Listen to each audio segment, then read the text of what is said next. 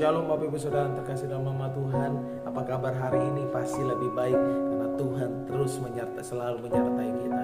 Dalam minggu ini kita akan memperingati yang namanya hari kematian Tuhan Yesus dan akan merayakan kebangkitan Tuhan. Seringkali kita memahami pengorbanan itu sebagai bentuk dari penderitaan, bukan? Karena ada sesuatu yang harus kita berikan. Terlebih jika kita menilainya dengan namanya untung dan rugi Bapak Ibu Saudara, maka pengorbanan bisa menjadi sebuah kerugian. Hari ini Bapak Ibu Saudara, saya akan berbagi sedikit kebenaran firman Tuhan mengenai pengorbanan Yesus dan hal-hal yang berbicara tentang pengorbanan. Terkadang kita merasa kita harus hindari itu karena itu sangat merugikan kita. Padahal ada banyak orang dengan rela mengorbankan dirinya bagi sesamanya dengan sukacita, seperti teladan yang Tuhan Yesus itu sendiri lakukan Bapak Ibu Saudara. Pengorbanan Tuhan Yesus nyata dengan memberikan dirinya secara utuh untuk memberikan keselamatan dan kemenangan dalam kehidupan manusia. Pengorbanan yang diberikan Tuhan telah menghasilkan yang namanya kemuliaan dan kemenangan. Pengorbanan Yesus tidak berakhir di kayu salib dalam kematian dan kuburan saja, tetapi dia telah bangkit dan menampakkan diri kepada murid-muridnya. Kuasa Allah itu sungguh bekerja membangkitkan Tuhan dari kematian, dan di dalam nama Yesus kita juga mendapatkan yang namanya kemenangan demi kemenangan. Bapak Ibu Saudara terkasih dalam nama Tuhan, Roma 3 ayat 23 katakan bahwa semua orang telah berbuat dosa dan telah kehilangan kemuliaan Allah. Dosa itu telah merusak seluruh aspek kehidupan kita, dosa telah memperbudak kita sedemikian rupa sehingga kita tidak bisa lagi berbuat benar di hadapan Allah dan hanya bisa menuruti yang namanya natur dosa kita. Bapak Ibu Saudara, kita sama sekali tidak bisa mengatasi masalah dosa kita.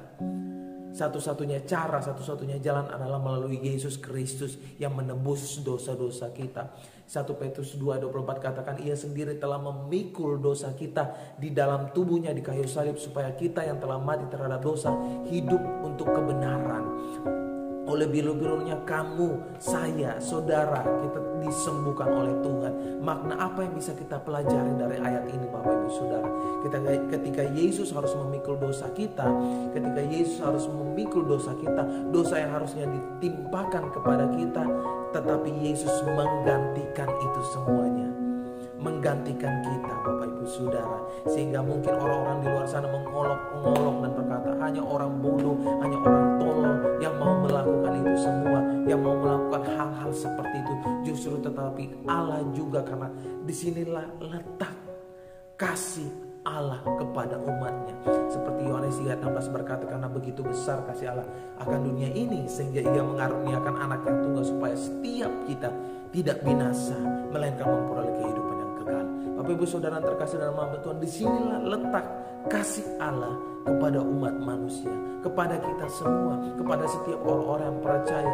Allah itu adil, dosa harus dihukum, tetapi Allah juga kasih dengan memberikan kita yang namanya juru selamat, yaitu Yesus Kristus.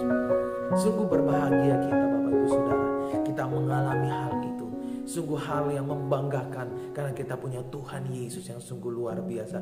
Kita bersyukur kepada Tuhan karena Allah sendiri menyediakan jalan keluarnya bagi manusia yang berdosa Bapak Ibu Saudara. Ia mengirim putranya yang tunggal seperti dikatakan dalam Yohanes 3:16, yaitu Yesus Kristus.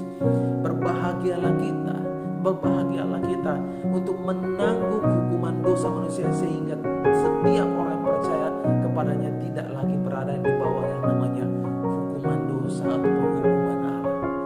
Kita tidak dinyatakan bersalah lagi di hadapan Allah, melainkan dinyatakan benar di hadapannya. Sungguh luar biasa Bapak Ibu Saudara. Yesus melalui kematiannya telah menebus kita dari yang namanya perbudakan dosa. Kristus telah memberikan nyawanya menjadi tebusan bagi banyak orang. Dalam Matius 20, ia telah membayar lunas harga kita sebagai budak dosa dan menjadikan kita sebagai hambanya, sebagai anaknya, sebagai ahli warisnya. Dahulu sebelum kita menerima Kristus sebagai Tuhan kita adalah hamba dosa. Akan tetapi sekarang setelah kita menjadikannya Tuhan atas hidup kita adalah hamba kebenaran. Amin Bapak Ibu Saudara. Sungguh hal yang luar biasa. Mengapa Allah harus datang ke dalam dunia ini Bapak Ibu Saudara? Jawabannya karena Allah sangat mengasihi dunia ini tanpa terkecuali. Bapak Ibu Saudara, Allah tahu bahwa yang dibutuhkan manusia bukan saja harta benda, tetapi seseorang juru selamat. Harta benda tidak dapat membawa kita kepada Allah. Hanya melalui Yesus Kristus kita beroleh namanya keselamatan. Mengapa Yesus Kristus harus turun ke dunia menjadi manusia? Karena Alkitab menulis dalam Roma 3:23, karena semua orang telah berbuat dosa dan telah kehilangan kemuliaan Allah. Ini mendasarkan Yesus Kristus turun ke dalam dunia. Sebuah hal yang luar biasa. Yang membedakan kekristenan dengan kepercayaan lain adalah dalam kepercayaan lain manusia berusaha mencari Allah, sedangkan dalam kepercayaan kekristenan Allah sendiri yang datang mencari kita. Itu sesuatu hal yang sungguh luar biasa, yang patut kita banggakan. Punya Allah, punya Yesus yang dahsyat, yang hebat, yang luar biasa, yang sungguh mengasihi kita. Allah tahu manusia tidak akan mampu mencarinya. Oleh sebab itu Allah datang ke dalam dunia dalam pribadi manusia melalui Yesus Kristus. Kita orang yang percaya kepada Yesus Kristus patut bersyukur Bapak Ibu Saudara. Dan oleh karena kasih karunia telah dibenarkan dengan cuma-cuma karena penebusan dalam Kristus Yesus. Haleluya, haleluya. Bisa kita bayangkan kalau Yesus Kristus tidak datang ke dalam dunia dan mati di kayu salib bagi kita? Jawabannya, tanpa Yesus Kristus kita akan binasa. Kita akan binasa. Dalam Roma 6:23, sebab dosa ialah maut, tapi karena karunia Allah ialah hidup yang kekal dalam Kristus Yesus Tuhan kita. Setiap perbuatan ada ganjarannya, ada hukuman. Demikian juga dengan dosa ada upahnya, yaitu maut atau kematian. Bapak Ibu Saudara, masihkah kita memaknai pengorbanan Yesus Kristus di kayu salib bagi kita? Masihkah kita masih menyakiti hati Tuhan oleh perbuatan-perbuatan kita, atau kita menyalibkan Yesus Kristus kedua kali? Yang Tuhan lakukan adalah mendamaikan kita dengan Allah, mendamaikan kita dengan sesama. 2 Korintus 5:18, dari semua ini dari Allah, yang dengan pengantaraan Kristus telah mendamaikan kita dengan dirinya, dan yang telah mempercayakan pelayanan pendamaian itu kepada kami. Kalau Allah saja mau berdamai dengan kita, masakan kita tidak mau berdamai dengan saudara-saudara kita, dengan sesama kita? Bapak Ibu Saudara, mari saya ajak kepada kita semua untuk menyongsong Jumat Agung, menyambut Paskah ini. Kita mau koreksi hati kita mau koreksi pikiran kita pribadi, lepas pribadi. Kalau ada dosa yang harus dibereskan, kita mau bereskan. Dan kalau ada orang menyakiti kita, kita harus mengampuni mereka, mengampuni orang itu. Bapak Ibu Saudara, Yesus Kristus saja mengampuni orang-orang yang telah menyalibkan dirinya, mengampuni orang-orang yang telah berdosa terhadapnya. Allah sangat mengasihi kita walaupun kita berdosa. Oleh sebab itu kita juga harus mengasihi sesama kita sebagai respon yang positif terhadap pengorbanan Kristus di kayu salib. Amin Bapak Ibu Saudara, mari kita lakukan. Jangan sia-siakan pengorbanan Tuhan itu. Salib membawa pengampunan, membawa yang namanya kebenaran, membawa yang namanya penerimaan, membawa yang namanya kehidupan, menjadikan kita menjadi manusia-manusia yang baru, memberikan kita kesembuhan, memberikan kita berkat-berkat. Bahkan salib membawa yang namanya kekekalan. Itu semua dilakukan oleh Yesus Kristus bagi kita. Bapak Ibu Saudara, kematian Yesus harusnya membuka mata rohani kita untuk lebih jelas melihat bahwa dosa adalah suatu masalah yang sangat serius, sampai-sampai Allah sendiri harus turun tangan agar kita dapat terlepas dari belenggu-belenggu dosa itu.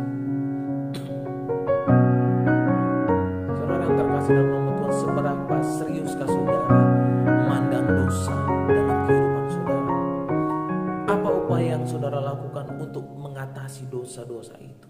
Marilah kita mengingat kembali pengorbanan Kristus bagi kita.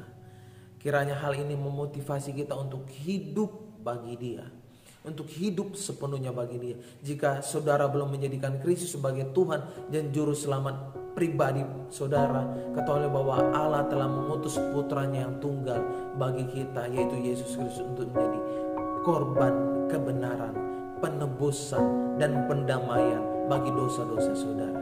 Bukalah hati saudara dan terimalah Yesus. Amin. Mari kita berdoa. Terima kasih Bapa, terima kasih Yesus. Kami bersyukur kepadamu Tuhan. Kalau hari ini kami diingatkan tentang kebenaran Tuhan, tentang pengorbanan-pengorbanan yang Tuhan telah lakukan bagi kita. Engkau telah menyerahkan hidupmu Tuhan bagi kami agar kami memperoleh hidup Bapa.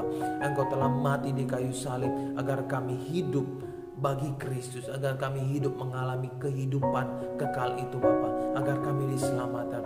Oleh karena itu Bapa, ajar kami untuk tunduk, untuk setia kepada Engkau, untuk lebih mengasihi Engkau Bapa. Buat kami mengerti pengorbanan itu Bapa dalam kehidupan kami, sehingga kami tidak menyia-nyiakan setiap pengorbanan yang Engkau lakukan dalam kehidupan kami.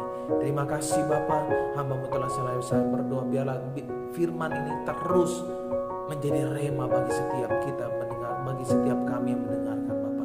Hanya di dalam nama Yesus kami berdoa syukur. Haleluya. Amin. Tuhan Yesus memberkati dimanapun kita berada. Bapak Ibu Saudara yang terkasih dalam nama Tuhan, saya mau mengingatkan kita bahwa jangan sia-siakan pengorbanan Yesus di kayu salib. Jangan sia-siakan apa yang telah Dia perbuat bagi kita. Apa yang telah Dia perbuat, mari jadikan Dia teladan bagi setiap kita. Kita harus rela berkorban agar setiap umat Tuhan, agar setiap keluarga